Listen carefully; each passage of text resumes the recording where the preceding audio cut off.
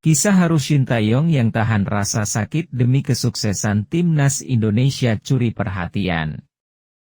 Dia membuktikan totalitasnya dalam melatih timnas Indonesia. Ya, pelatih timnas Indonesia, Sintayong, tidak setengah-setengah berjuang untuk skuad Garuda. Sintayong menceritakan perjuangannya menahan rasa sakit demi mempersembahkan yang terbaik untuk timnas Indonesia. Perjuangan pahit hingga manis bersama timnas Indonesia sudah dirasakan oleh pelatih asal Korea Selatan itu. Bahkan, Sintayong harus dirawat di rumah sakit karena radang dada setelah berjuang keras bersama skuad Garuda. Namun sebelum itu, Sintayong mengakui terus menahan sakit. Hal itu dilakukannya demi mempersembahkan yang terbaik untuk timnas Indonesia. Saya tidak punya waktu istirahat dari pertandingan terakhir kualifikasi Asia untuk Olimpiade Paris, melawan Guinea U23, saat itu hingga pertandingan internasional pada bulan Juni, di putaran kedua kualifikasi Piala Dunia 2026 zona Asia. Saya kelelahan karena saya tidak bisa istirahat bahkan untuk sehari pun, ungkap Sintayong. Dalam situasi itu, saya mulai batuk dan mengalami demam menjelang pertandingan internasional pada bulan Juni. Saya pikir tidak akan ada masalah besar dan saya melakukan segalanya, sambungnya. Meski gagal menembus Olimpiade Paris 2024, Sintayong berhasil mengantar timnas Indonesia senior melenggang ke putaran ketiga kualifikasi Piala Dunia 2026. Namun akibatnya, dia harus menginap di rumah sakit. Saya memainkan permainan tersebut, tetapi begitu saya sampai di Korea, saya pergi ke ruang gawat darurat karena saya paru-paru kiri dalam kondisi serius. Mereka bilang itu bisa terjadi jika Anda stres dan lelah, jelas pelatih berusia 53 tahun itu. Walaupun sudah berada di ranjang rumah sakit, Sintayong tetap memikirkan timnas Indonesia. Dia mengaku sempat meminta pulang lebih cepat, namun pihak rumah sakit melarang dan PSSI memperbolehkannya tinggal lebih lama. Saya mencoba masuk dengan cepat karena jadwal timnas Indonesia. Rumah sakit menghentikan saya. Persatuan Sepak Bola Indonesia juga mengetahui situasinya dan mempertimbangkannya, tutur Sintayong. Kini, Sintayong sudah kembali pulih dan siap untuk mengawal timnas Indonesia di putaran ketiga kualifikasi Piala Dunia 2026 zona Asia. Timnas Indonesia akan tergabung dalam grup C bersama Arab Saudi, Australia, Bahrain, Cina dan Jepang. Namun hal itu tinggal kenangan karena PSSI telah mengganti tim pelatih timnas Indonesia, dengan memecat Sintayong dan mengangkat Patrick Kluivert sebagai pelatih timnas senior untuk menghadapi putaran 3 kualifikasi Piala Dunia 2026 zona Asia. Sintayong sendiri diketahui baru saja mendapatkan Golden Visa di Indonesia. Ini merupakan visa istimewa yang memungkinkan penggunanya mendapatkan keuntungan seperti proses imigrasi yang cepat, serta tinggal lebih lama. Visa tersebut didapat Sintayong setelah berjuang selama hampir 5 tahun menukangi timnas Indonesia.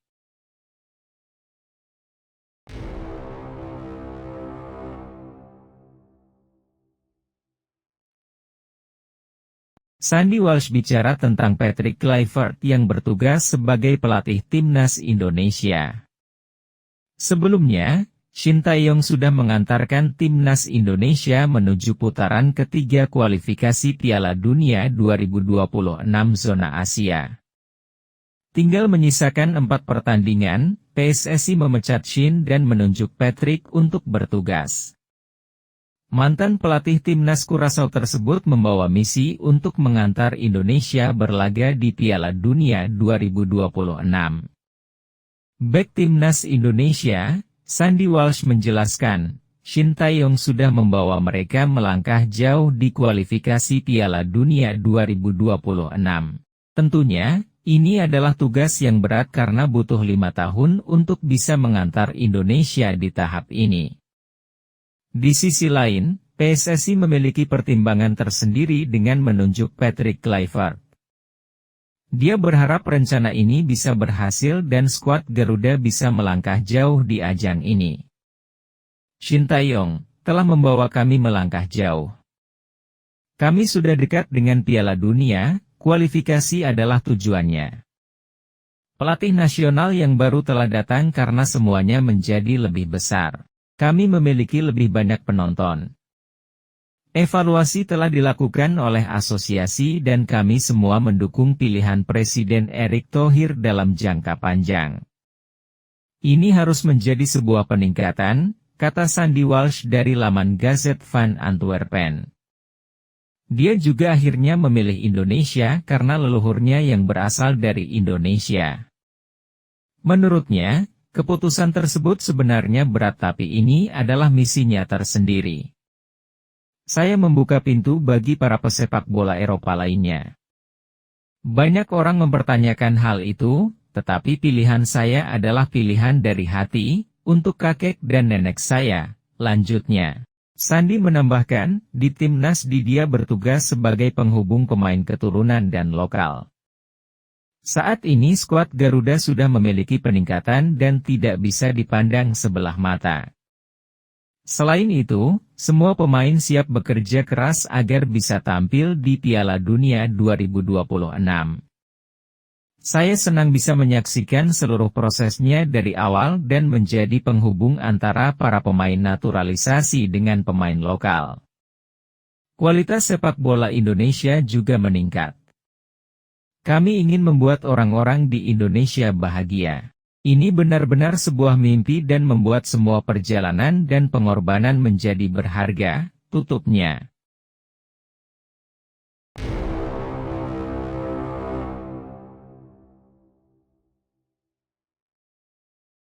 Ketua Umum PSSI, Erick Thohir buka suara terkait kekalahan Timnas U20 Indonesia atas Iran.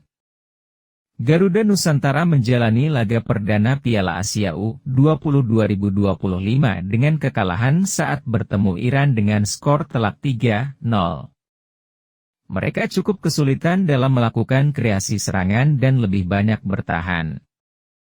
Persiapan yang sudah dilakukan sejak tahun lalu masih belum bisa memberikan dampak positif.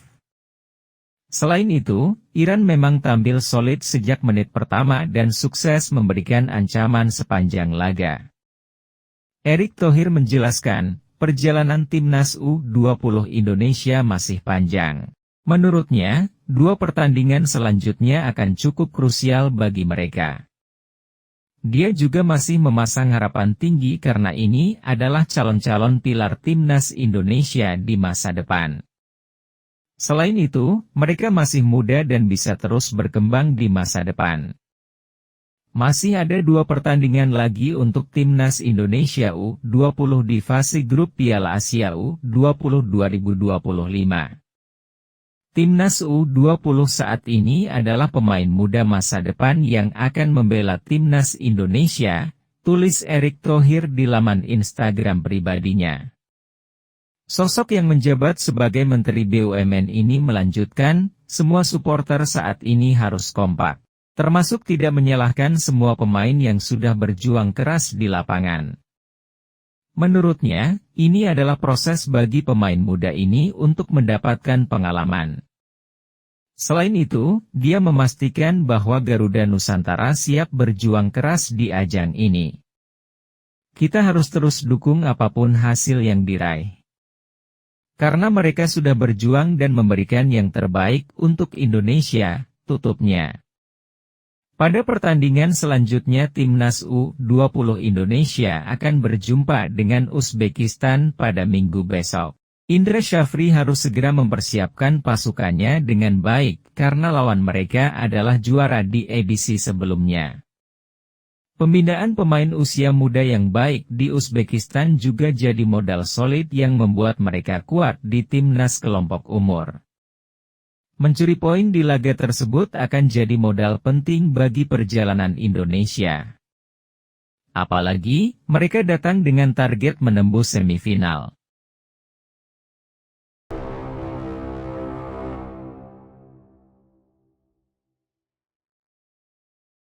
Timnas Indonesia U20 kalah saat melawan Iran U20, taktik Indra Syafri terbaca. Kalau mau jujur sebenarnya penampilan Iran U20 tidaklah spesial, bahkan biasa dikatakan biasa saja. Kenapa demikian? Hal ini bisa dilihat bahwa anak-anak U20 Indonesia mampu mengimbanginya. Yang perlu menjadi catatan sebenarnya masih banyaknya pemain Indonesia yang melakukan kesalahan-kesalahan. Bahkan kesalahan yang mendasar, seperti passing. Terlihat bahwa anak-anak Indonesia U20 jaraknya jauh satu sama lain, sehingga alur serangan menjadi mudah terputus. Mendapatkan momen penting di saat awal babak kedua, namun gagal karena pemain terlalu terburu-buru dan pemain terlalu memaksakan passing ke depan bukan memilih untuk membuka ruang untuk melakukan penetrasi ke daerah lawan. Sangat disayangkan. Ketika menyadari bahwa strateginya mudah terbaca, pelatih Indonesia mengubah sedikit strateginya dengan memasang single pivot dan kita kalah di lini tengah. Alhasil justru kita kebobolan dalam waktu yang berdekatan. Gagal dengan strategi ini, pelatih Indonesia mencoba mengubah strateginya dengan memperkuat lini tengah dengan memasukkan pemain baru. Meski strategi ini mampu meningkatkan serangan dan penguasaan di lini tengah, namun kita tidak mampu berbuat banyak sampai babak 2 berakhir. Hal ini harus menjadi catatan, bahwa pertahanan kita juga lini tengah sangat lemah, mudah kehilangan bola, passing yang kurang bagus, jarak yang jauh. Pelatih Indonesia tidak memahami kondisi timnya. Fisik pemain kurang, sehingga passing tidak akurat, pertahanan rapuh, lini tengah kehilangan support. Umpan lambung jarak jauh dari lini belakang ke depan seringkali terbuang sia-sia karena Iran memiliki pemain dengan postur tubuh tinggi yang mudah mengantisipasi bola tersebut. Mestinya hal ini tidak dilakukan oleh para pemain. Bermain pendek dan cepat, saya kira hasilnya akan berbeda. Sebab Iran memiliki kelebihan postur tubuh dan stamina. Gol yang terjadi hampir semuanya akibat kesalahan sendiri, pemain kehilangan fokus dan konsentrasi. Mantan pelatih nasional Indonesia mempunyai sedikit pandangan yang berbeda. ST menyarankan untuk lini pertahanan diperbaiki, Indonesia membutuhkan pemain belakang yang handal dan kuat. Pemain naturalisasi cocok untuk posisi ini. Sehingga alur bola dari belakang ke tengah bisa berjalan dengan lancar. Selain lambatnya proses naturalisasi, pemain diaspora akhirnya tidak bisa tampil di pertandingan perdana saat lawan Iran. Mereka adalah Tim Gepens, Dion Marks dan Kayash Mons.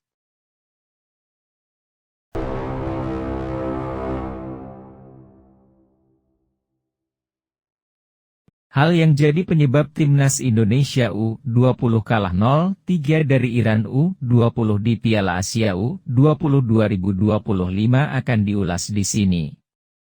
Salah satunya ada faktor yang paling krusial, yakni lemahnya Timnas Indonesia U20 kala menghalau set piece dari lawan. Ya, pil pahit harus ditelan Timnas Indonesia U20 di laga perdana grup C Piala Asia U20 2025. Melawan Iran U20 di Stadion Shenzhen Youth Football Training, Cina, Kamis, 13 Februari 2025, malam WIB, skuad Garuda Nusantara kalah dengan skor 0-3.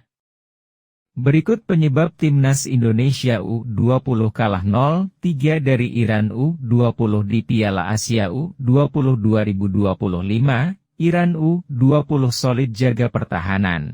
Hasil Timnas Indonesia U20 versus Iran U20, Ismail Golizadeh dan Mobin Dehgan cetak gol beruntun, Garuda Nusantara makin tertinggal 0-3.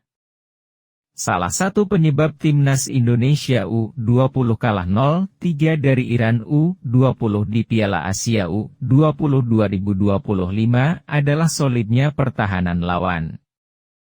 Alhasil, sejumlah serangan yang dilancarkan Timnas Indonesia U20 terus gagal berbuah gol. Salah satunya dilakukan Tony Firmansyah di babak kedua. Di pertengahan babak kedua, Tony nyaris cetak gol lewat tendangan bebasnya dari luar kotak penalti.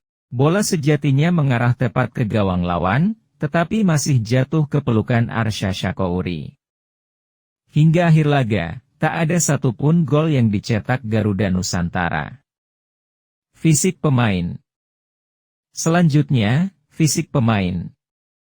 Sejumlah pemain timnas Indonesia U20 tampak mengalami masalah fisik hingga beberapa pemain tampak alami kram di pertengahan laga. Timnas Indonesia U20 tampak letihan meladeni permainan Iran U20 yang begitu mendominasi pada laga ini. Iran U20 terus melancarkan serangan hingga berbuah 3 gol. Lemah di umpan silang. Faktor ketiga, Timnas Indonesia U20 terlihat lemah dalam menghalau umpan silang lawan. Beberapa kali ancaman serangan dilancarkan Iran U20 ke gawang Garuda Nusantara berawal dari umpan silang.